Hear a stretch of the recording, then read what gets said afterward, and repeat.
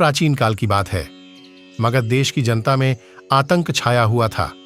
अंधेरा होते ही लोग घरों से बाहर निकलने की हिम्मत नहीं जुटा पाते थे। कारण था अंगुलीमाल।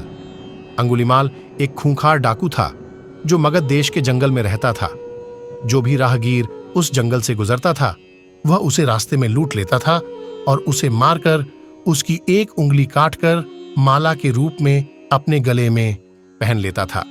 इसी कारण लोग उसे अंगुलीमाल कहते थे। एक दिन उस गांव में महात्मा बुद्ध आए। लोगों ने उनका खूब स्वागत सत्कार किया। महात्मा बुद्ध ने देखा वहां के लोगों में कुछ डर सा समाया हुआ है। महात्मा बुद्ध ने लोगों से इसका कारण जानना चाहा। लोगों ने बताया कि इस डर और आतंक का कारण डाकू अंगुलीमाल है। वह निरपराध राहगीरों की हत्या कर देता है। महात्मा बुद्ध ने मन में निश्चय किया कि उस डाकू से अवश्य मिलना चाहिए।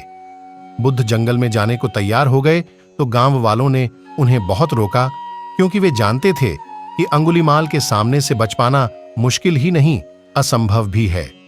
लेकिन बुद्ध अत्यंत शांत भाव से जंगल में चले जा रहे थे। तभी पीछे से एक कर्कश आवाज कानों में पड़ी, ओ ठहर जा, कहां जा रहा है? बुद्ध ऐसे चलते रहे मानो कुछ सुना ही नहीं। पीछे से और जोर से आवाज आई, मैं कहता हूं ठहर जा। बुद्ध रुक गए और पीछे पलटकर देखा तो सामने एक खूंखार काला व्यक्ति खद्दा था।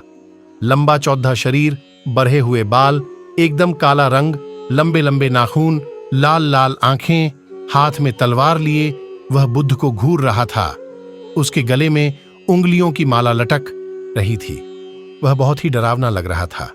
बुद्ध ने शांत व मधुर स्वर में कहा, मैं तो ठहर गया, भला तू कब ठहरेगा?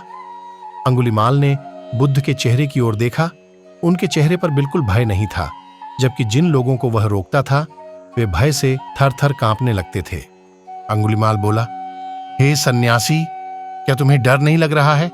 देखो मैंने कितने लोगों को मार कर उनकी उंगलियों की माला पहन रखी है। बुद्ध बोले, तुझसे क्या डरना?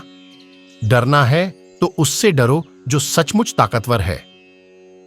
अंगुलीमाल जोर से हंसा, हे साधु, तुम समझते हो कि मैं ताकतवर नहीं हूं। मैं तो एक बार में 10-10 लोगों के सिर काट सकता हूं। बुद्ध बोले, यदि तुम सचमुच ताकतवर हो तो जाओ, उस पेड़ के 10 पत्ते तोड़ लाओ। अंगुलीमाल ने तुरंत 10 पत्ते तोड़े और बोला, इसमें क्या है? कहो तो मैं पेड़ ही उखाड़ लाऊं।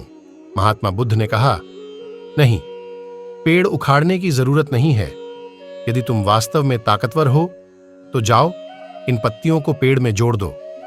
अंगुलीमाल क्रोधित हो गया और बोला, भला कहीं टूटे हुए पत्ते भी जुड़ सकते हैं?